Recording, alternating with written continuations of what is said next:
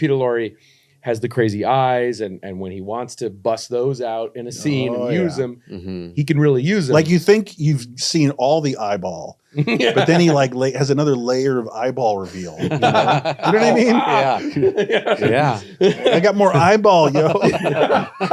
Motherfucking goddamn orange peel beef. Come and meet those dancing feet on the avenue. I'm taking you to 42nd Street.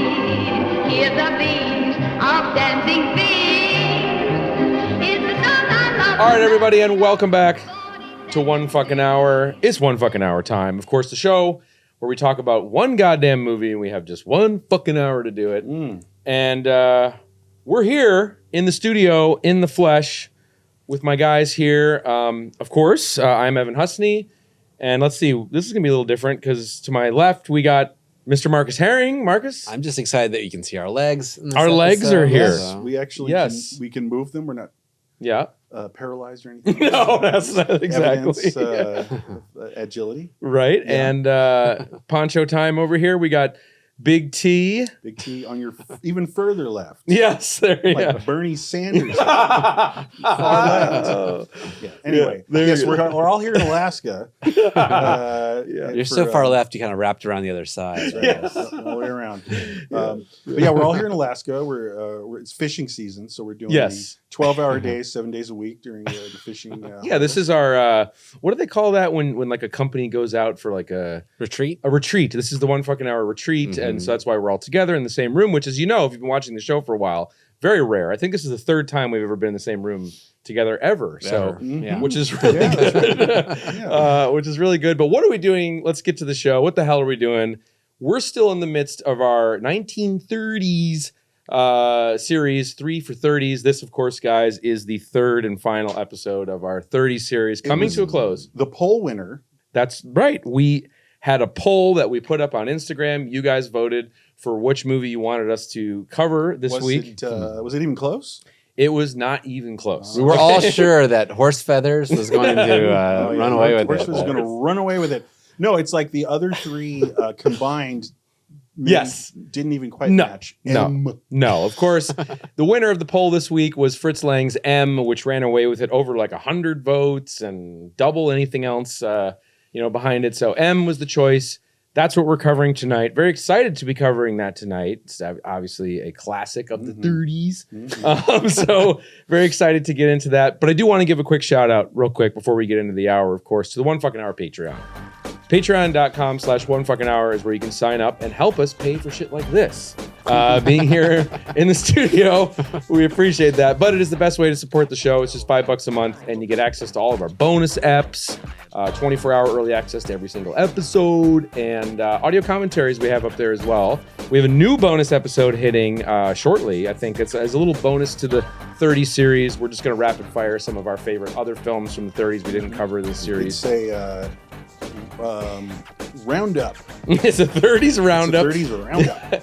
I don't think anyone's ever talked about a movie from the 1930s in this room before, but breaking new ground. We're breaking new ground here. But anyway, so you can sign up in the Patreon, get access to that bonus episode that way, or you can find on YouTube, if you want to keep all your bonus shit on YouTube, you can find our channel homepage, find the join button, click that, and become a Momen of the YouTube channel. Same price, same perks, same benefits, and we appreciate your support nonetheless. Thank you, everybody, for being a patron. So, give it 5 years, and everyone will be talking about the 30s. Yeah, that's true. Why? Because the centennial? Well, no, because it'll be the 2030s. Oh, okay, the 2030s. Right, or just look, this movie we're talking about tonight is almost 100 years old, which is crazy to think about. That is wild. It's almost as old as Clint Eastwood. Yeah, right.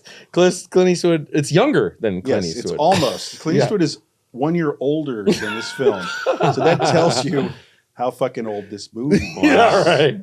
Oh, my God. Well, should we get into it? I think we should fucking get into it. Yeah. All right, so got to do the old manual clock here. So let me get this thing started here. 1 hour. Everybody strap in. 1 fucking hour on M. Our shortest title, I think, also that we've ever done. One of those movies that's really fun to Google. Right? Yeah, right. Yeah, the good SEO. They weren't thinking about SEO in 1931. Okay, here we go. Start. Boom. All right. Little synopsis action here. I'm going to read. This is, of course, the Criterion synopsis for M. They do a great job, so why not fucking read it here? A simple, haunting musical phrase whistled off screen tells us that a young girl will be killed. Who is the murderer? Pleads a nearby placard as a serial killer Hans Beckert, played by Peter Lorre, of course, brilliant in this movie, closes in on little Elsie Beckman. In this harrowing masterwork, M, Fritz Lang merges trenchant social commentary with chilling suspense, creating a panorama of private madness and public hysteria that to this day remains the blueprint for the psychological thriller. Which is true. I mean, this movie, you can see right off the bat, is laying the groundwork for not only the police procedural, but like the serial killer film. You know, you can trace this movie back to all that shit. Right. And it's incredible. And they'd only been making talkie films for like a couple years at that point, right? So it's like an early sound film, so early movie basically, and it's setting, but then nothing's much has changed. It established a lot of the tropes that we still see. Yeah, absolutely. And it's a portrayal. We'll get into this of a serial killer, not just as simply a monster in the dark. Yeah. With like no personality. It's just and I'm not quite sure I'm going to call it like sympathetic in view, but human. It does simply humanize him. Yeah. That was unprecedented too, and I think it was partly because of the psychiatry was coming into play. Sure. This film is very much of its time in certain ways. We'll get into that, but to see the humanization, I'll put it that way, of a ruthless killer just didn't happen before, like in culture. Yeah. Or just like a more psychological portrayal, a sort of deep portrait of someone who's a troubled mind who may or may not be able to control their instincts and urges. And the fact that it's just a child killer, by the way, it's the worst. Is so brutal. I heard Fritz Lang was talking with his wife. Yeah. And they were concocting, he was in the middle of working on the script. And I think they were both saying, like, let's just like think of like the worst crime. The worst person. They were trying to just completely go for it. Because you're right. Yeah. There's killers. Yep. And that would be terrible. But like this is probably just unbearable for people. Because again, I try to remember, we're doing the 30s right now, and how unbearable all these subject matters could be to people. We're so calloused by everything. Yeah. All these decades later that it's just not for the faint of heart to like even, nothing's graphic in the film, but to even ponder. I know. I'm sure children, waters. if any child accidentally saw this, they'd probably be traumatized. Well, it's also like there's so many films in the 20s and, whatever, there are these big spectacle sort of, big productions, epics, Cecil B. DeMille. Yeah, just all this stuff. But then to have this film that's like very grounded on its 2 feet, cold, and a portrayal of a very creepy and deeply disturbing child killer is so unprecedented, you know. Well, he's real. It's like humanizing, but also it's making it realistic. Yeah, like it's the guy across the hall in your apartment. You know? It's not a vampire or something. Right. Well, just to start things off, like I remember seeing this movie for the first time. I don't think I've ever talked about it on this show before, but when I was in high school, I was very lucky to have been in an English class that it was only about watching foreign films. Sick. So I don't know how that floated by as an English class, but basically we would watch one film, like 2 films a week, and we had to write essays about it. And this was my introduction to like world cinema. Like I was like, Randy Reanimator, if you will, at that time. Like that's all I was into, at that time. Sure. Like that was it, Class of Nukem High and fucking Reanimator is what I was into. And then we started watching movies in this class. Like it would be Breathless, and it would be M, and it would be even Taste of Cherry, and stuff like that. Sure. And I'm being introduced to these movies, and the teacher was so awesome. Shout out Mr. Clark. He was the guy that just introduced me to this whole world of cinema, and he showed M. And M was this big example for him of, German cinema, but just also coming out of the German expressionism and getting into the next frontier of what it would be. And also this is just the perfect film school movie in a lot of ways because it is so pure in its visual storytelling and its uses of sound, which I'm sure we're going to talk about. It is a very sophisticated use of sound for a movie that talkies had only been going on for 3 years, 2.5 years, 3 years. Yeah. So it's sort of a technical marvel of its time. As I said at the top of the show, it's hard to believe it's almost 100 years old, but there's still things we can learn from it, and it packs a punch. And it's it is still an effective watch. It's not super stale and corny. And I just want to jump back into what you're saying about like film school and everything like that. Yeah. Because I took at some point, I don't even remember what it was, but like I took a film class somewhere at some point in my life when I was, like 19. And this was it. You had to analyze the opening of the film and break down like the symbolism and like the reason for this shot or that shot. And so in a weird way, and unfortunately I was kind of always associating it with like film school. It's like a film school movie. And then also, sadly, is that around that time when I saw it and when you would see M or you would want to see M, it looked terrible. Always. Yeah. Like all films in the old days, because we're talking like especially those old black and white 30s. Right. So it's like VHS, and then like it's like a VHS of a VHS on 16 millimeter dumbed down to Super 8. Bad box art or something. Well, just whatever. But I'm just saying like the quality of it was like, it was creating distance for me. And the like sound it's like making it more crusty. Yeah, exactly. More crusty, and the sound is like, like the unintentional just we didn't get to see it the way Friedkin saw it, like in the theater, like Art rolling it house, himself sure. or whatever. Right. But my punchline is, just watch the Criterion version. It's incredible. Yeah. And so it is a beautiful thing. It's the one great thing in modern age is the restoration and the advancement of technology to pick up these films the way they should be seen. Yeah. Well, let's talk about the opening. I was going to say, shout out just to the film classes for forcing you to watch movies from the 30s. That's what happened to me too. Film class. I didn't grow up with. I probably watched this like at a video store. Honestly, just threw it on in the background while I was working.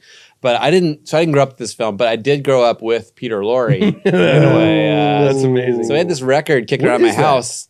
It's Peter Lorre, master of mystery and suspense. Oh. So he's reading like horror stories. It's like a radio broadcast. Yeah, of him doing like Edgar Allan Poe kind of stuff. Talk about we had this around the house. Like my sister's a big Hitchcock person. So I knew The Man Who Knew Too Much as a kid. Peter Lorre's, of course, in that too. There's a film after M. That's his next film, which is like 3 years later or something. Right. Yeah. So he was up there with like Harrison Ford to me as like big movie star names that I knew growing up because of this record. So brought it tonight so he could be sitting here engaging with us. What I remember too is old Warner Brothers. I think it's Warner Brothers cartoons, right? Oh, right. Bunny. And he's depicted all the time. Always. Like he's like a dinner party, and it's like has these huge fucking crazy eyes, and he's sleepy like, eyes. "Oh, I'm gonna have a cigarette." And it was always like that's Peter Lorre from Bugs Bunny world. Right. They would do like Bugs Bunny and a bunch of Hollywood stars. Yup, right. yup. Yeah. Well, let's sort of get into it because it is interesting that this movie too is also like, yes, like the main character in this movie is Peter Lorre, the killer. Is the only person that we really get to know on like a deeper characterization level, But the film, for the most part, is sort of is about a society, or it's about a city, and gripping with this idea that there's a killer on the loose, and it's bending. It's dividing people. It's this thing that's coming in, which many have pointed out is sort of foreshadowing, if you will, of the Nazi regime that was coming into power. Can we actually get a little historical for a second? Sure. So this film comes out in 31, probably made in 30. Yeah. Were the Nazis in power? Yeah, I believe so. Right then. Yeah, I believe so, because they held office. there was a rumor, it's not really substantiated, but the original title of the production was Murderers Are Among Us. And there's an old story about where Hitler found out about that and wanted the title of the film to be changed, but that's not true. Because the Nazis were assuming that was a dig About them. at them. Yeah. Yeah, but instead it was purely just based on how evocative the M was on the back of Peter Lorre in that That's too good. famous scene. But really, this film, like if it premiered and you went to the movies when it opened, like running the post office and stuff are like Nazis. Yeah, no, exactly. Where you live. Wow. And just to flash forward, after this film comes out, Joseph, Goebbels was a fan. He said it was fantastic, the movie. Christ. And if you watch, I think on the Criterion is, shout out William Friedkin does a killer interview with Fritz Lang. Cool, yeah. And from 1975, and Fritz Lang tells the story of being called into Joseph Goebbels' office and being interviewed as the guy who could take over the propaganda films that were being made at the You're time. so talented. You should be like the Hitler's filmmaker. The Steve Bannon. Now, but the thing is, we'll move on Riefenstahl. to the film. But just one thing that was so interesting because I was listening with a lot of interest at Fritz Lang's anecdote, his story. So he's having a meeting, and it's like, we're all very impressed here, all the Nazis. And he's like, cool. And then what did he do next? He went to the bank. Yep. And he went to London. Yep. Yeah, he got the hell out of there. I don't think he liked Germany, even with or without the Nazis. Well, I think Fritz Lang is Jewish too. Well, he said that his grandmother was or something. Okay. Yeah. But yeah, there's some weirdness there too, because like some film scholars say that Fritz Lang's passport, which is on display at like the Museum of Dusseldorf or something, or like Berlin, whatever, it's on display somewhere. Sure. It has all these stamps like post 1933. Like he went back to Germany numerous times. Wow. But for some reason he told this story that he left that night. Well, we're busting Fritz Lang tonight. Yeah, right. But it's just interesting. Like, Like, who knows? Maybe that's a lie. well, it is sort of interesting as the stories that people tell, like why you would, Well, but this is confirmed is the fact that you talked about his wife earlier, and how they wrote this, project together. Yeah. They were trying to get away from the sort of Metropolis, big spectacle film, and they wanted to get to something more personal, 2 feet on the ground. And they were, as you said, trying to come up with something that was a depiction of what's the most loathsome, ugly, horrible person we can make a film about. Most evil. Most evil. And they come up with this, but then she would join the Nazi party. After this film. Plot twist. I didn't know that. Yeah. So she joined the Nazi party. He fled, of course, and then eventually wound up in the U.S. making films into the 40s and 50s and stuff. Right. But anyway, let's get into the beginning of this movie because it is just such a, it's no wonder why they show this in film schools all over and have always, because it's such pure cinema. And I think what's really cool about this movie too is, again, it's about a child killer. There's so much subtext and innuendo throughout the film of like, well, maybe he's not just killing them. Right. Sure. Maybe it's something more. Sure. And I think what's powerful and sick about this movie is, he's leaving it all to the theater of the mind of what this person must be doing with these children or what's happening, and making it so evocative through metaphorical imagery and just amazing shots. So I was just saying he's got a great quote about that. I don't know if we're going to get into it or not, but he says because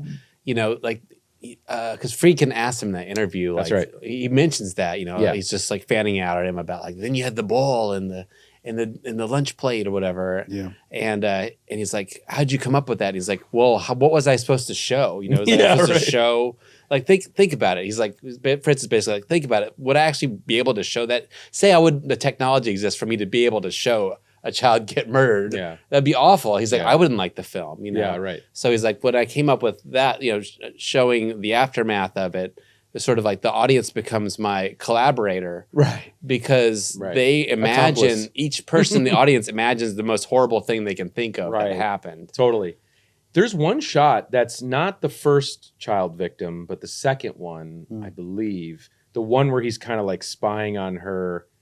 Or sorry, when right before the guy puts the M on him, and he's looking down into seeing him with her in the ice cream parlor or whatever. They walk out of the ice cream parlor, and it's so the innuendo is so crazy where he pulls out that knife, which is like phallic and weird to cut the fruit. But, to slice. But still, this it's a close up orange, of like the reveal of like a big gross phallic blade. Absolutely. And that's pretty freaking subversive for the time, So anyway, but the opening of this movie, let's get into it because it opens with, and we're going to talk a lot about how like the sound is so revolutionary in terms of how they're using it. We joked, was it last week, where we joked about like the early talkies films, like they had to use, wet newspapers. Yes. Because the ruffling newspaper made too much noise. So if you look at actually like a Marx Brothers movie, just look, if you ever see one again, it's just like they're falling over, like, because at some point there's a newspaper being read and it's just like goopy, like unbuoyant, dragging, droopy. So that was a very primitive technique, and it sounds horrible. Coconuts specifically, Marx Brothers sounds insanely horrible. Oh, right. Like it was in a cave. Yeah. Or something. Right. So for this movie, which we're going to get into. I think the secret to this film, its sophistication with sound, is that unlike those other movies that are trying to do sync sound or capture sound on location, this film is leaving it all for post-production. Not all of it, but like 2/3 of it is sort of produced after the film was shot in order to have more control over the sound. I love that. Which is brilliant. Oh God, that's so and good. this film, we're going to get into it, all the different flourishes and stuff. But the movie opens with off-screen sound, which is a huge kind of revelatory concept for the time. Everything was very one for one. Exactly. You know? Right. Exactly. It's all like what you're seeing or what you're hearing is what you're seeing. That's the thing. I just want to a little side note to what you're saying, because this is very cool that we're doing the 30s, because we're dealing really in a way with the evolution and the history of film more than when it's so grounded decades later, what we've been usually doing. So it's like silent films were very spectacular often and very obviously inherently visual. And there was things were expressed visually, because that was, people thought movies before talkies, people thought that's what movies are. It's like emoting with your eyes and like making gestures and like the devil closes the door to symbolize things, visual symbolization. It's heightened, exaggerated visual. Yeah, because it's got one sense. It's got vision. Yeah. But what's weird to me, and this is why M is so special because of its time, they got excited because they now had another sense organ. But then they weirdly immediately bogged down, and it became filmed plays. Like what I'm saying is the idea of having a filmed play didn't exist with silent film. I know. Because that would have been unbearable, because it would have just been you staring at like two people in a box, like so it had visual flair. So then though it really did bog down into like filmed plays so often, except with our boy Fritz. With our boy Fritz here, who opens this movie with off-screen sound, as I said. So it's like, and that's just a crazy concept for the time, because it's really utilizing the audio-visual nature of film on two different planes, right? You can use these two different planes, and they don't have to be in sync. One thing can be, telling one aspect of the story, and the other could the other, you know? And of course, even the killer in this movie, Peter Lorre, his presence, and of course, once he's revealed as the killer, it's all auditory, and it's all this, he whistles that song in the hall of the Hall of the Mountain King. But yeah, that's a lit motif. Yes, right. Now that was before him whistling, to be like a symbol for the audience, like, oh, I'm hearing that. That means he's around the corner. He's behind me, isn't he? I know. And that's like Jason. No one. The cue, music cue. Right. No one had done anything remotely like that, and it was influenced he was influenced by opera. Which shows you how fucking old this stuff is. Right. I'm kidding. It was just, it didn't happen before. Now it's and Hitchcock really picked up on it. He's like Bernard Herrmann. And, exactly. Or like, it reminded me of like Twisted Nerve when you hear that whistle. Exactly. And that. Totally. Exactly. Or even that stupid 90s movie where the guy's like, everyone's singing like "Time Is on My Side." Do you know what I'm talking about? Which one is that? There's like some serial killer, and they're all going like "Time is on my side." Sounds good. I don't know what that is. That'll be next week. Somebody write in. What is that? But I keep not landing the plane in terms of how the movie opens. So it opens with these kids singing this almost like freakish lullaby. 1, 2, Freddy's coming for you. Right. Yeah, it's right. Like fucking Nightmare on Elm Street. It is 1931. It's the Nightmare on Elm Street 1, 2, Freddy's coming for you intro about how this killer is going to come and kill you. Know. And all the kids, and like, we're going to stop on the kid that you're going to die. It's almost like a Greek chorus thing too. And again, more innovation. The overhead shot of it. Oh, so great. It could have just been very dry and that's part of the thing. Like, so often film then, when soundies came in, it was like ground level, like they were just thinking like eyes meeting eyes. Right. Again, film plays. But this was, like an aerial view of the kids playing. So great. And how about this? Like, again, like this movie, so much of it is about sound, right?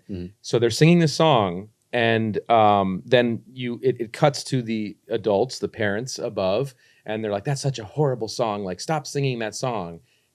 And then the other parent or adult says, well, as long as we can hear them, we know they're alive. Good So point. it's like this sort of acknowledgement of sound in a way, Yeah. Very cool. which is very cool. And the But it's- cuckoo clock makes a noise. the cuckoo clock, of course, is a time marker. But the idea that this murder, this crime of this killer on the loose is already hanging over this town, like right from jump. So there's no setup of a prior, inciting incident that we have to get Origin into. story. No, it gets right into it. Like Yeah. this is something that's pervasive throughout this whole community. But of course, then we get to the shot of a little girl as she's walking up to a ball bouncing towards her. And then it cuts to great visual storytelling of a newspaper being plastered, or a plastered newspaper on this, pole that basically gives you the backstory visually of what's going on. with this Murder killer. on the loose. Here's a reward, murder on the loose. And then, of course, we see in great noir, proto-noir. I know. Of, There was no noir then. I know, proto-noir of the shadow of Peter Lorre, implying, of course. In profile, walking into murder on the loose bill, being Perfect. posted. And that he's, of course, being predatory towards this little girl. And then cut to just amazing visual storytelling of, instead of showing her, again, as we said, getting brutally murdered, he's going to find these incredibly poetic ways for the audience to understand what's happening without where those images on their own would mean nothing, but they Yeah, mean everything right. together, which is editing and cinema, right? Yeah. And that's that concept. Right. What's that thing with the guy in the soup and the, Well, Mise en Eisenstein, You're that Eisen- shit. yeah, Eisenstein. Eisenstein, Yeah, Potemkin, right. film language. you know. Yeah, it's a Right. film school But can I shit. just say, if we're really drilling down in the first part of the film, I'm glad we're doing this, is what really got me was that montage of absent spaces, or spaces that are absent of people. excuse me. Incredible. Unpopulated. To signify that she's not home, there's her empty Table setting. Table setting. That's great and obvious. But there's also just shots of like empty hallways and empty stairwells. The attic. In the is attic, empty. it's like, what the fuck is that? It's so good. Like, no one. I don't think anybody was getting anywhere near anything like It's that. liminal. well, Right? Really? it's really 30s great. liminal. It is. It is. And then Amen. of course you see, Peter Lorre brings her to the balloon salesman. The blind balloon salesman. Shout out. who's amazing. And of course, again, that winds up being another commentary on a couple of things. One, sound, the idea that the blind man identifies the killer via sound. So good. But of course his whistling and his voice is how he identifies him later in the film. Incredible. But then, he buys the balloon for terrifying looking balloon. Look, Very next 20 memorable. minutes are going to be about the balloon. Okay. I've always kind of weirdly hated that balloon. Like when I first saw even just stills of this movie, it's like, oh, children love big, fat, like long, like balloons with these horrible, like paper limbs. Yeah. I know, like Depression era. Yeah, exactly. Like I toys get and it, but balloons. All nightmarish shit. total nightmare. Yeah. So he gets the balloon, and then of course you're seeing these shots of absence Incredible. of her in her home. Yep. But then you're seeing the balloon getting caught in Dude. the telephone wires. Yeah. And It doesn't get better than that in visual symbolism, cinematic, because it's just like, obviously her innocence, but also she's like, she's not free anymore. She's caught. Yep. And she's inert, Yep. being stuck Yep. like the balloon. you Yeah. know? Yeah. Also the ball, like being unpossessed, Yeah. just like there's a final kick and it just trails off. I know. Right. Yeah. Crazy. Jesus. Very changeling-esque. And then, so of course, that's the introduction of this movie is this horrific crime, and this is happening. And then we see, again, you mentioned Zodiac earlier, but I guess maybe it's echoes of more Jack the Ripper because we're closer to that. Yes, That's how right. old this fucking movie is. Jeez. But he's writing to the press, and he's Yeah. go ahead. Oh, I guess that is one of the aspects of this movie. It came from it was plucked from the headlines in a way, right? Sure. I think he and his wife set out to do a crime movie that was about a guy writing letters, a criminal writing letters to the paper, And then these child murders were happening in Dusseldorf at the time. And they decided to like, let's switch it to these child murders because it's horrible. But that murderer too, it was very similar to this movie where he was getting away with the crime for like way too long. He was writing letters to the paper.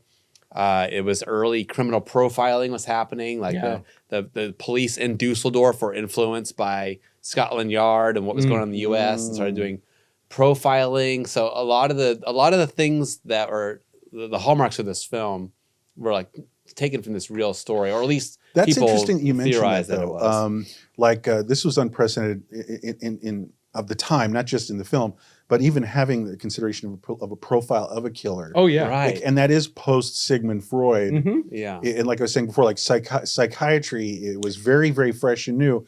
Because before it'd just be like pure evidence, right? You know, but now it's like, well, that guy, the guy I understand the killer to be, he wouldn't do this, he would do that. Right. I guess that's like one of the things that they were saying that like stopped them at the time from solving the crime was they nailed a lot of the profile, but like there was one point they thought that anyone who would murder a child would like that would have to be completely insane, like some frothing at the mouth insane person.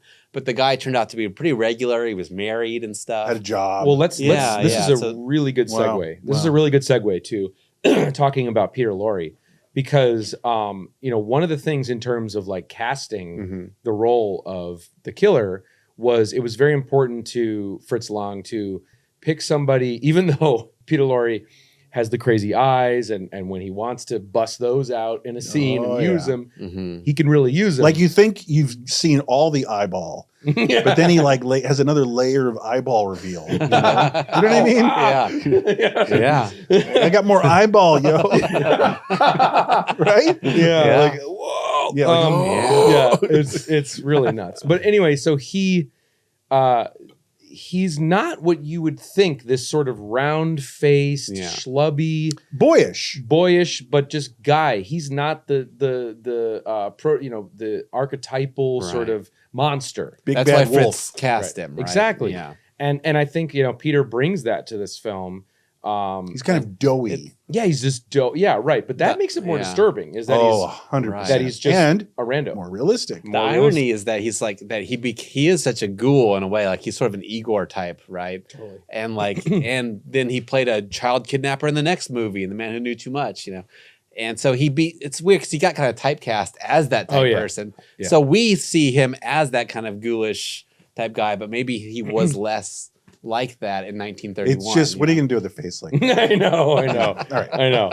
But he is still a great actor. Oh yeah. And it's in evidence, as we'll get to later, like his last lines. Incredible. In his kangaroo court scenes. That was really impressive acting. I was blown away. It is really, it feels miles ahead of its time. But so anyway, Jack the Ripper, Zodiac Killer stuff. He's writing to the press, taking claim for the murders, saying he's not going to stop. I'm not finished. There's more to do. Right. Very eerie, very crazy. Son of Sam. Yeah, right. Exactly. Totally. But so now we're creating hysteria. And this is a situation that we're now shown how it's immediately dividing people in this community, which I think, as I said earlier, is sort of evocative of what was happening politically at the time in Germany. And I think that's what people are reading into, is how one sort of series of events can divide people so easily, because we do see a scene where and it's great too. Here's another great sound moment in this film, is when there's I think it's right after the first killing, there's like a row of people that are all looking at a newspaper that's like that's posted up somewhere. And the guy's like, there's some guy in the back who's like, we can't hear you, speak up, because read it to everybody.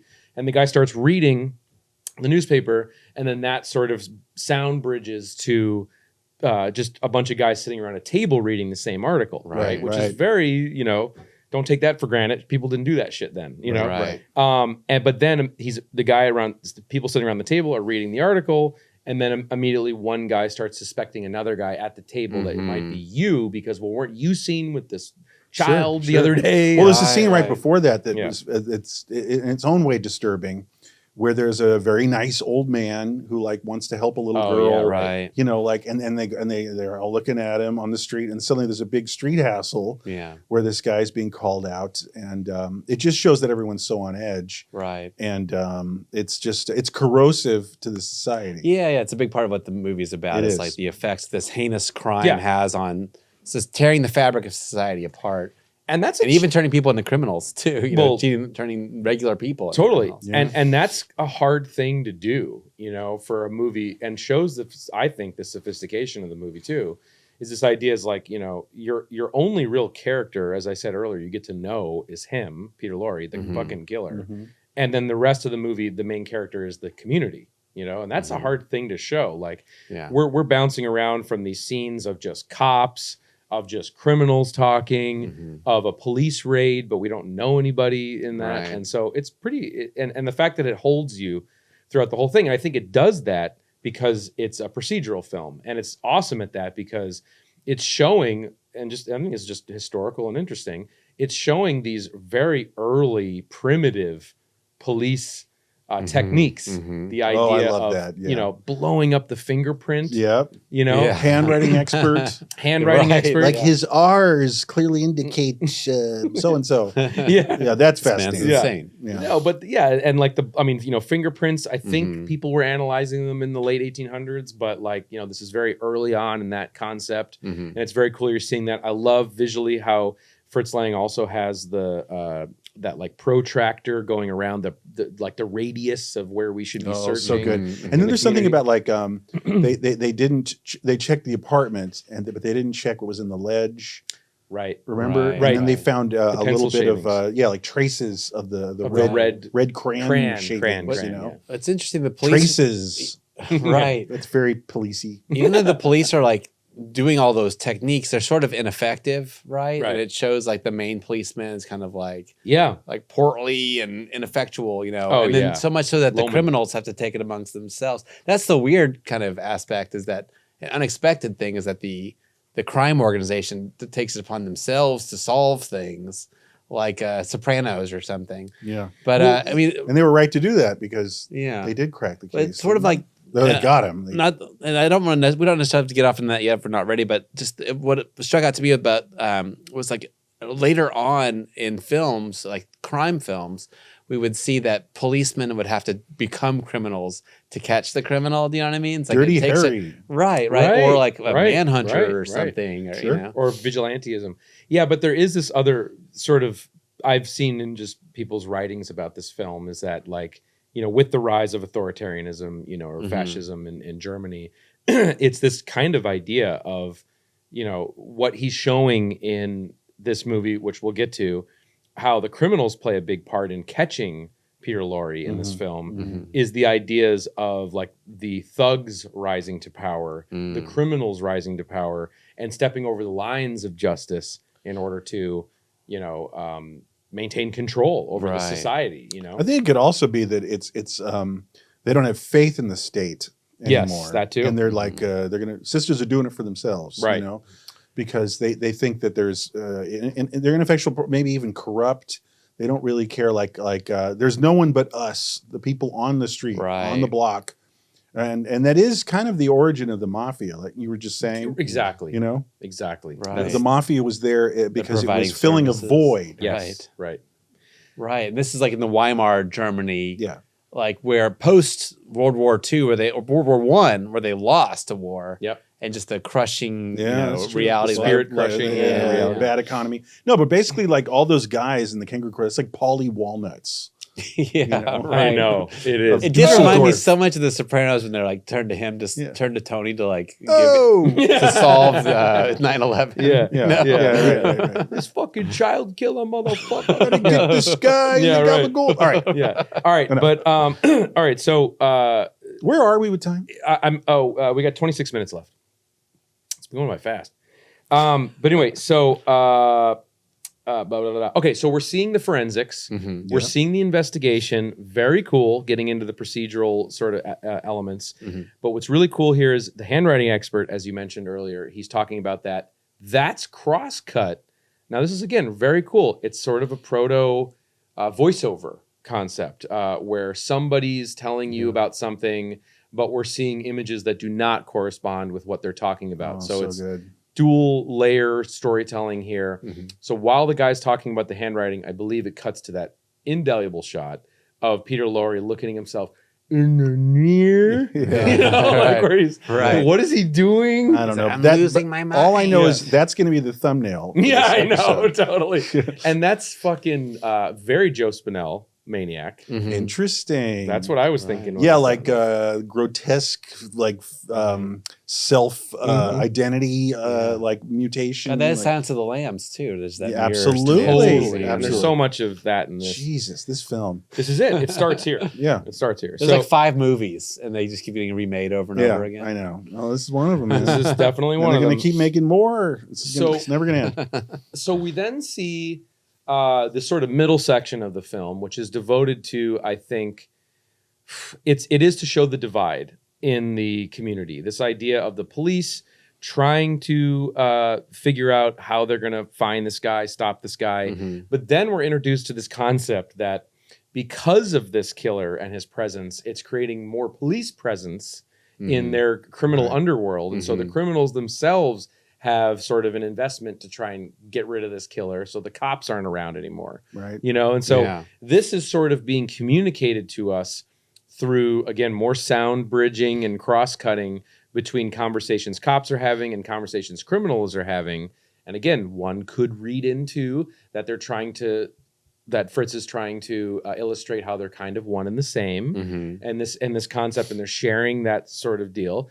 And then we see this police raid scene too, which is amazing because, again, talk about sound. This whole scene of the police basically rolling this whole neighborhood that we see them in the night going through. The Crocodile Cafe, a Crocodile Bar one. Like right before they get to the bar, they're all just kind of sweeping that street of the bar, is completely silent. You know, there is nothing. Wow. Yeah. It's just silence. Right. And it made me think about, this is super film school here, but it made me think about, I brought it up before on the show, but maybe in one of our bonus episodes when we talked about Bresson, you know, Robert Bresson, the French filmmaker. Someday we'll cover one of his movies.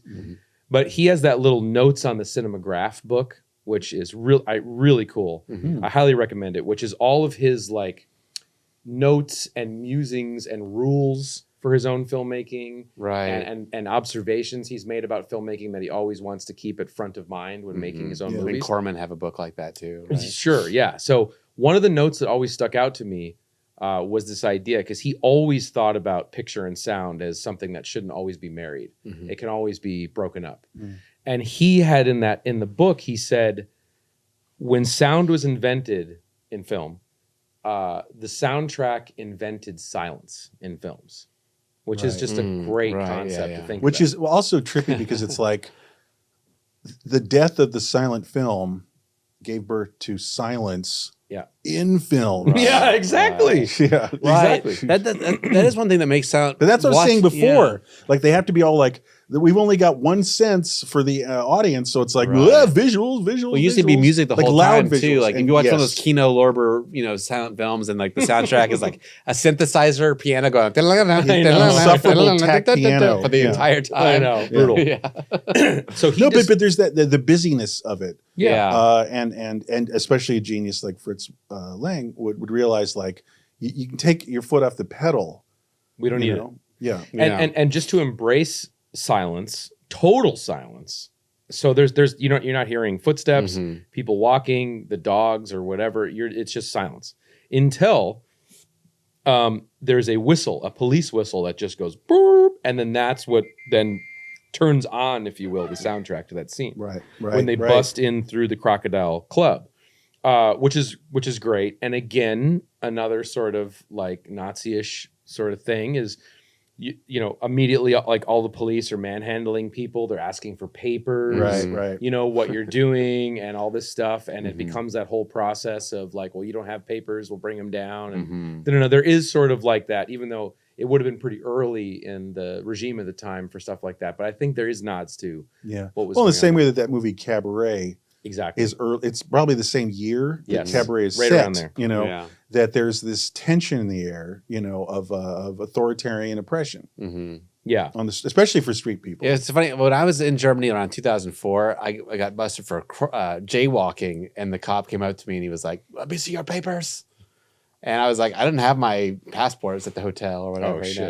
And he's like, "What would happen to me if I was in your country and I didn't have my passport?" I was like, "Well, Damn. probably nothing." I don't yeah know, well like- I don't know about that Papers. yeah your papers Well, maybe not anymore. yeah maybe not anymore For I know. that crowd. That's true. Yeah. If he showed up here. Yeah, exactly I don't know about that anymore. Yikes. But great scenes of that whole scene in the club is Yeah, that's cool.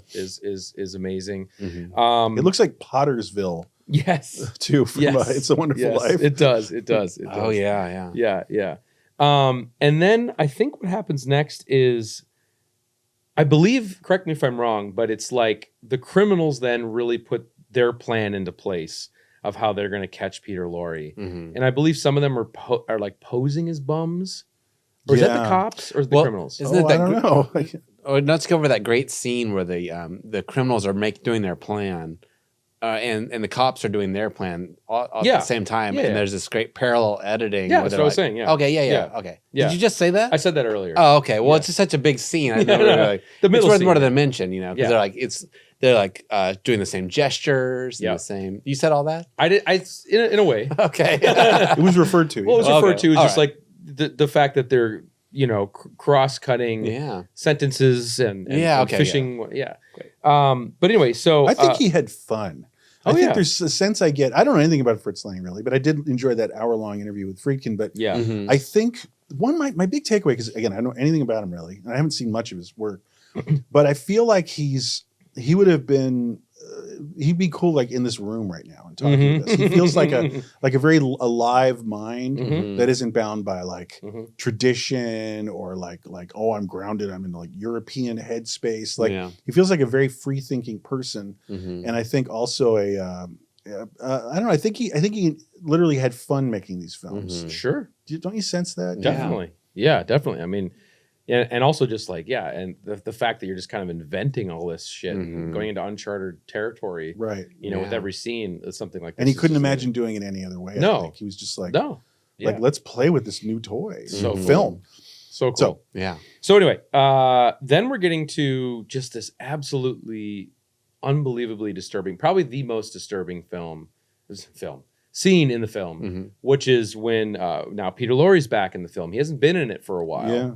And he comes back in and he's looking at a storefront window and he sees a mirror in the storefront. Mm. And then as soon as a little girl gets into his frame of sight, his whole demeanor changes. Yeah. He goes from just regular guy to now I'm creepy and I Well, have he a looks like compulsion. a wolf in a comic book or a cartoon. Yeah. Like seeing like a pork chop or something. Yeah. But also just, Yeah. I'm not good on film technique, but like I did notice that our POV is so interesting because she's framed in the knife display. It's like a Mhm. display of knives in a, Right. in a Oh. storefront. Perfect.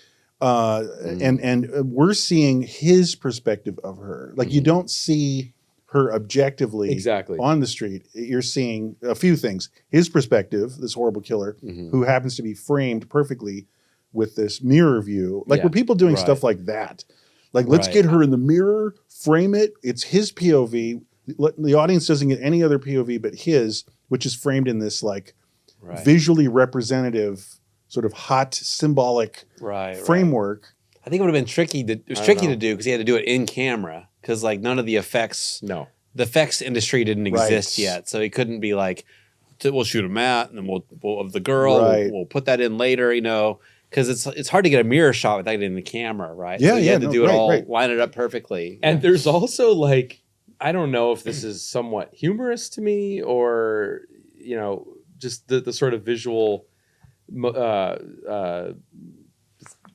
sort of, I don't know. It was, so he sees the girl, gets the compulsion, then we cut out of that. And then we see this like large pointing Oh, yeah. of course. finger Pointing down at her. At her. Well, it's like there's like 1930s storefront display porn all throughout this film. You know what I mean? Sure. And there's Yeah. this great thing, and actually that got me. spinning thing too. Yeah, well, in this one, I've got it right here. And I'm looking at it. Like, there's a display, and it's like a hypno spiral, which is cool. on one side, which is awesome, and then, which is like, look at our storefront, Mm-hmm. and then this arrow on this like boingy thing. Yeah. But it's also Pointing- his like madness pointing and down. No, I know that. Right, It's just yeah. like one thing I was wondering was just like, was that a reality on the streets?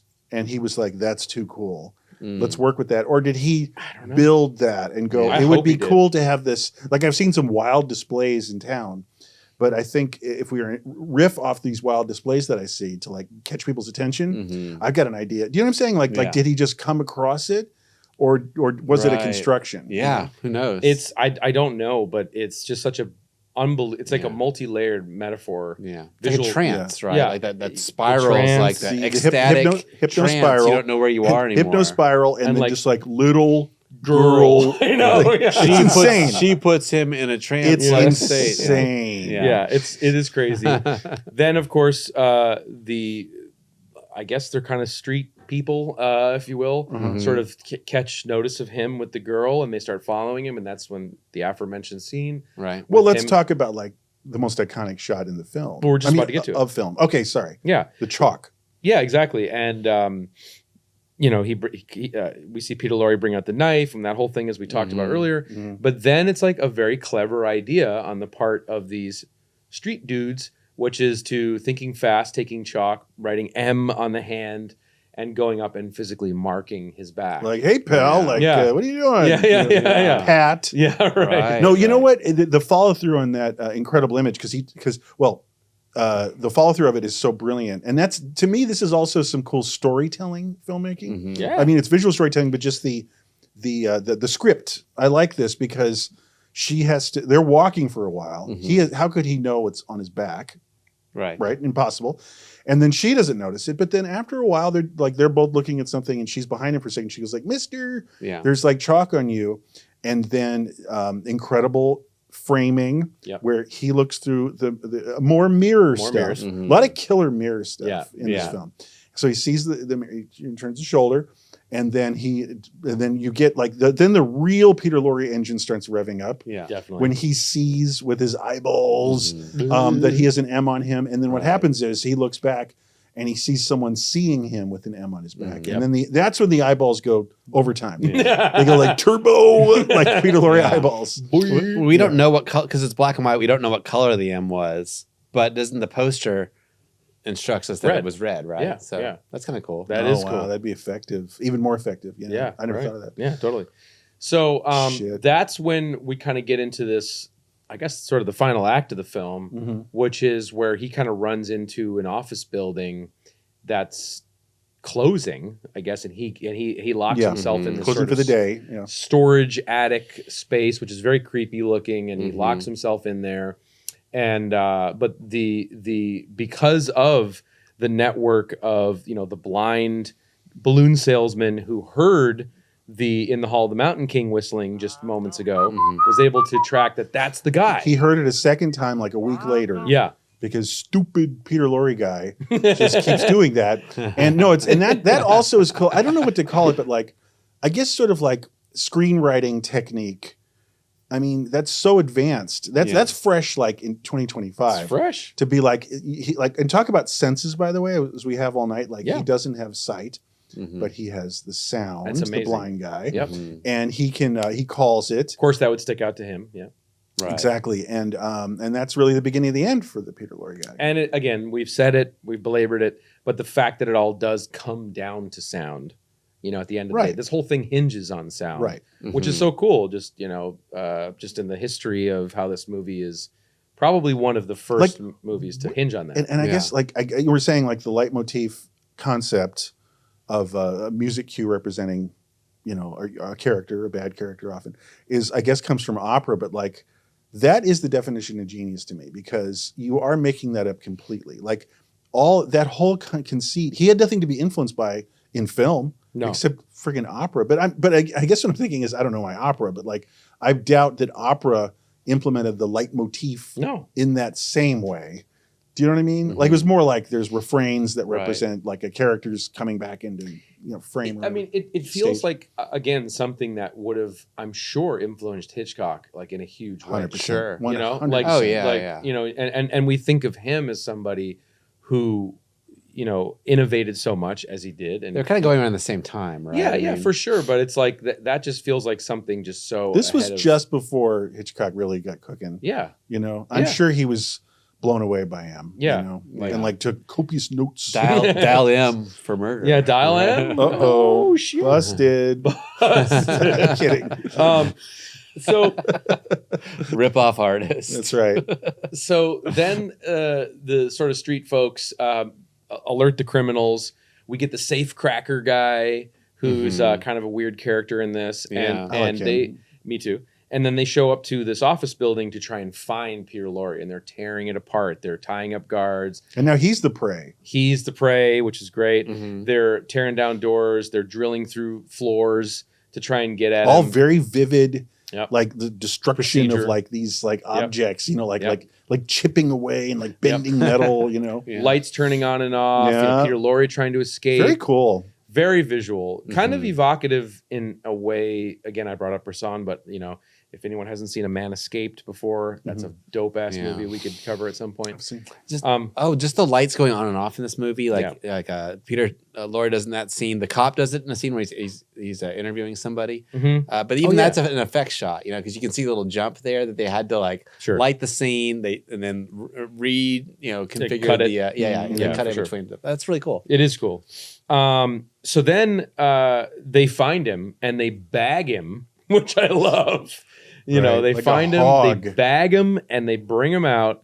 And I just think this is one of the, again, really cool pure cinema moments in this movie is when I believe it's the inspector reading like a report of what had happened at the building. And then Fritz Lang brings us back to the scene. Oh, it's so good. And it's just these incredible shots of the busted down door, the hole in the floor. Now, can I actually drill knocked out guards? I was so impressed by that because it's like we were talking earlier about like how everything was so one for one and pragmatic, practical. Like this was an interesting choice that I think someone who wasn't as creative as Fritz Lang and inspired, they wouldn't have done that because it's almost like I could see a stupid producer, for instance, going like, "What is that? That's stupid. Like why am I looking at that busted door again? Yeah, like what is that? Like I could just see that mentality because it's effective, but it's effective. It's not moving the story forward too much or anything, But it's haunting, and it's haunting, and it's showing us that the details matter and the procedure matters of how all this happened. And this is a crazy reference that I don't think I wouldn't plan on making, but like there's a really trippy scene in The Beyond, Lucio Fulci's The Beyond, and I hope someday we get to cover that movie. But there's a weird scene in it where it's like this the blind girl at the piano is playing the piano and she runs out the door, and then like it gets replayed again from the memory of someone who just witnessed that 15 seconds ago. And it's a nonsensical rebeat of something, but it only adds to like the kind of dream logic of that scene. And this is kind of just a similar thing where it brings you back to show you the emphasis of these certain No, I know, moments. but what it's also doing, it's like it's two different. It's the same locations, but two different moods. Yeah, that's exactly it. Yeah, it's like two different moods because the first one is frantic, and you're in the middle of the action. Stuff's going down. You're predator and prey and like destruction. But then it's pensive and more silence. Because these were. Let me put it this way: these were loud scenes thematically and literally. Yeah, and then they're just like silent, and the shots are just lingering there. Right. I mean, who did that? I know. Then? It's cutting back with the newspaper or the report. Right? Just a piece of paper like so Zodiac. Great. Yeah, so great. Yeah, so great. Okay, we have 6.5 minutes left on the clock for our show. We got to talk about the last scene because it's absolutely incredible. The reveal of the court when Peter Lorre is sort of thrown into this room, and we see it's just endless It crowd. went longer than I thought it would. Yeah, I know, right? I mean, the pan went longer. The pan Yeah. of just all of these criminals, and we're here at this sort of kangaroo court where they're all going to judge him and put him on quote unquote trial. And of course, famously, Fritz Lang used real criminals from the underground, Yeah. which is awesome. I mean, just that sort of hybrid doc style. If you look at the film and with that knowledge, you just see on their faces, and you see it, real ass motherfuckers. Yeah. But you know who my favorite part of the movie?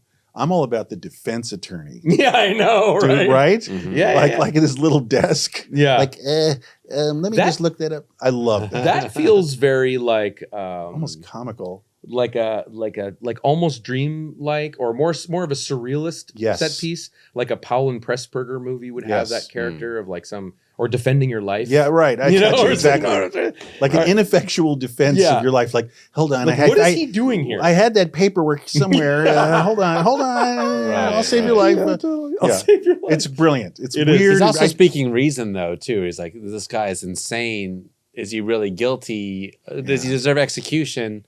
Because by law, we don't execute insane Isn't people. that fucking weird that We are like not in the the mood for criminals, that, though. the criminals would have a court system that Yeah. they've set up with this kind of intellectual Right. defense attorney. Right. Yeah. Like, talk us out of it. I was surprised he had a defense. He had a real defense. Right. Yeah, and a reason of insanity. You're right. The crowd's not having that, though. They were like kind of bloodthirsty, right? They were, yeah. What's interesting, when the cops burst in, all their hands go up, the entire room. And I think that's like a symbol of just like, it's an indictment of what that heinous crime has done to society. Totally. It's twisted people up inside so much that they're willing to become criminals to execute someone extrajudiciously. Because just to be clear, in the narrative of the film, and they're not all criminals in there. In fact, there's a lot of parents. It's true. In the Yeah, kangaroo right, clubs, right. in the audience. So further to your point. Right, exactly. Yeah. So non-criminals are bloodthirsty. Look, I don't know how you guys feel morally, but like, a person is killing children. Yeah. And unless they are guaranteed to be locked up forever Yeah. and they can't get out, Yeah. not for punishment, but to do two things. So they are away from people they can hurt, children. Right. I think that's good. Yeah. And then also it's a deterrent. So some guy's like, I'll kill some kids. And Yeah. it's like, yeah, but that this happened to that guy. So I don't know. So Right. all the way up to capital punishment, in my opinion. You know what I mean? Well, I it's don't know funny if because we only have 3 minutes to talk it's about funny because the capital film doesn't really comment on a way that it sets up the question, but then you don't hear the answer because you don't actually hear the sentence. The film is unresolved. And It is unresolved. Yeah. However, His fate. and this is something that maybe is one of the only, if you even want to call it, dated aspects of this film, which is shots fired here. Is there is that little unnecessary epilogue where it's there's the hand. The mothers. The hand gets put on Peter Lorre. Yeah. And everyone's hands are up, and that's just your perfect out. Yeah. Well, it's funny because there was a version of it that cut the end with the mother. I know, and he was mad about that's that. true. Mad. Yeah, And then he He said was that's mad. the whole reason I made the movie I was know. for that one line. Well, think of the children. It No, doesn't well, really- but what he's Yeah. saying, it's very weird because, Yeah. I mean, again, I don't really know where this guy's coming from quite. your I kids, don't remember what it's whatever. saying, but it's just like, you know what? These German parents in 1931, you're being too irresponsible. Yeah, I know. And I made a whole film Yeah, I know. to Yeah, make yeah. you guys remember to be more responsible German 1931 I parents. think that is where and he- like that's why I made M. You know, That's Yeah. where I think It's weird, but that is the final note of the film. it's Yeah, a it weird is. final note Yeah. because there's everything else it's getting into up until that point is more deep.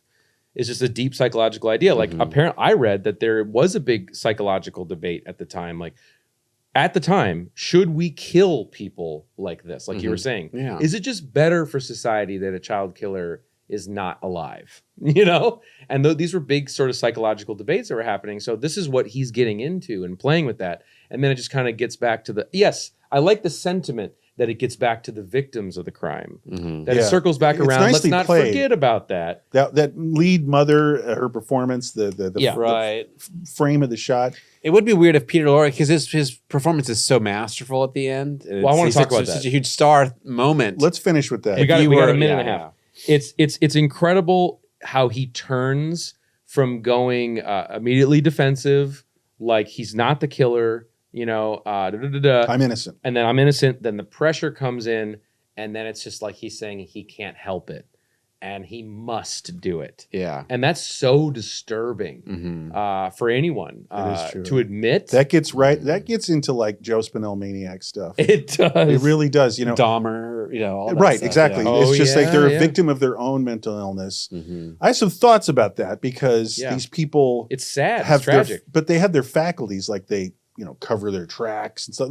They're rational enough to understand. Hell, he's rational enough to like write obnoxious letters Right. to the right. press. So he's Yeah, kind yeah. of a dickhole, you know. No, of course. But I think the most disturbing part about it is, again, you alluded to this earlier. It's not necessarily creating empathy for, someone like that, right? Because there is a monstrous side to that person.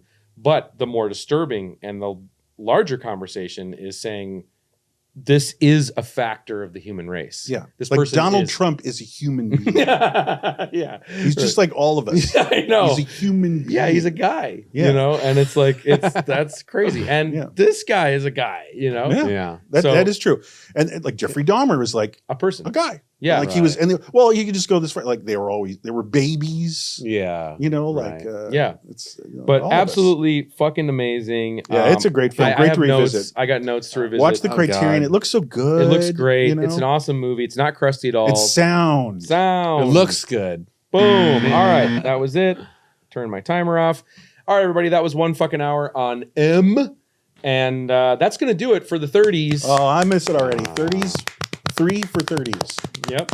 3 for 30s. Wow. That was it. I think that was a great success. I think so, too. We concocted this a while back because, again, we were stuck in the mud Yep. from 68 to 82 and shit. And this is very refreshing. I'm just saying for me personally, Yeah. it's been very refreshing because, like in a weird way, when you go so far back, you are talking about like the origins of film itself. And like we were saying, especially tonight, because this is just 1 year even before Freaks. This is the earliest. I know. we It's can- the earliest one. Yeah. Yeah. Yeah. So 3 for 30s. I wasn't sure how it was going to hit. And I was very surprised in terms of our audience being so supportive of this because I thought they would be like, oh, fuck, nah, we're not. Snore. Yeah, right. Homework. Reviews drop off. Yeah, right. So I'm very happy all y'all were very enthused and engaged in suggesting titles. I think we So picked good stuff, and you Yeah. guys picked you M. guys picked M. Yeah, You know, I mean, Paul. it's a monster classic. So we'll have to circle back to some of the others, and that leads me to, of course, up on the patreon.com/1fucking-hour. We're going to put up shortly, I guess, maybe within the next week, we're going to do our little bonus on the 30s, which is just sort of a rapid fire and some of the other films. from the Runner-up, roundup Yeah. on the 30s. Runner-up Ronnies for the 30s. Rip-roaring Ronnie. Rip-roaring Rip Ronnies for the 30s. So get that up on the Patreon, patreon.com/1fucking-hour. Or you can go to our channel homepage on YouTube and click the join button, become a moment of the channel, support it that way, watch the bonus ep that way. But we got to talk about next week, okay? Because next week we're going to go into somewhere different, right, Tom? Yeah, I mean, we just did a series. We love our series here. But now we're going to do, it's another session of one-offs. Cool. This movie over here and this movie over there. And, we've done the 90s a lot, actually. Speaking of our sort of sweet spot, we've actually hit up the 90s really hard. Oh, yeah. Now, recently, I've been getting more into like a few layers down Whoa. in the 90s. The 1890s. Exactly. It's alive in Portland. So, like, there's the 90s that we've covered. Yep. And, it's things like, Fight Club. Eyes Wide Shut. Yeah. Yeah. But me personally, I've been getting into like, what's going on in 1982? Yeah. I'm not an expert on 1982. And I mean like going layers down, like, there's A films, B films, C films, D films. And films that only came out on video, that kind of thing. So one caught my eye in my harvesting of early 90s. And it was pretty odd. I didn't know what to expect of it. It's a comedy, but it has a kind of a strange perspective. It's sort of a political social satire from 1992. Seems rich. Yeah. And so I think it's a good example of like let's go down a few layers in the 90s and look at some stuff. It's Pizza Man. Incredible. Let me put it this way. You guys all know me. Like, I know the fuck out of movies, but I'd never heard of Pizza Man. 1992, starring Club Randoms, Bill Maher. Shout out to Bill Maher. Bill Maher. Yeah, everybody loves Bill Maher. Club Random. These days. I don't. Yeah. He's Club Random's Bill Maher. So anyway, he is the pizza man. It's crazy. It's a And it's film crazy. starring Bill Maher. Yeah. I didn't know, Pizza was big in but the he early did a 90s. pretty damn good job in that film, I think. Yeah, well, he didn't wind up doing a lot of lead role films, but this is one example of them. And what's really fun to me is that there's for some reason in the screenplay we're getting all these representations of the contemporary political figures. Yeah, like Ronald Reagan. Yeah, there's a fake Ronald Reagan. There's Yep. Geraldine Ferraro, Yeah. who was like the vice presidential candidate, the first woman on a ticket. Yeah. And insanely, Donald Trump is represented. Yeah, right. There is That's a nuts. Donald Trump Yeah. wannabe Depiction. Yeah. lookalike. Wow. And I believe they get into some kind of fisticuffs. And Yeah. it's very odd to see like Bill Maher and Donald Trump duking it out in 1992 over pizza. So it's weird. It's time to get in like another layer down in the 90s. Pizza Man. And it's Pizza Man next week. You've never heard of it, probably. You've never seen it, but that's kind of the spirit of what we want to do here. Unearth something for you guys to see and check out. Right. Bill Maher, Yeah. of course. Let's get into like a few layers down in the 90s. Let's That's all I'm just do it. saying. All right. So next week Pizza is Man. 1 fucking hour on Pizza Man. And All right. we're going to leave it there, guys. But of course, we can't leave you without your Moment of Zen. All right, everybody. Have a great rest of your week. Yes, and we'll see you for Pizza Man. Pizza Man next week. See you you later. there. The murder themselves, the molesting of the child, as in the first sequence, is never shown. There's the beautiful way you do it where you see the girl's ball roll away and it Yeah. stops. And No, the- but no. The first time, isn't it when he stands in front of the poster? That's right, and you see his shadow. Only the shadow. Yes. But I mean, what I'm saying is that you never really see the events that he has committed. I want to tell you one thing. I hate to show violence. I did it myself in 1 or 2 pictures because I think that the audience became a collaborator of mine. I couldn't show 10 cases what a child murderer did to a child. It would be tasteless. I myself would have hated to show it. But by not showing it, the whole audience, everyone in the audience could think about the most horrible thing which he could imagine. And therefore, the whole audience became a collaborator of mine. Motherfucking goddamn orange peel beef.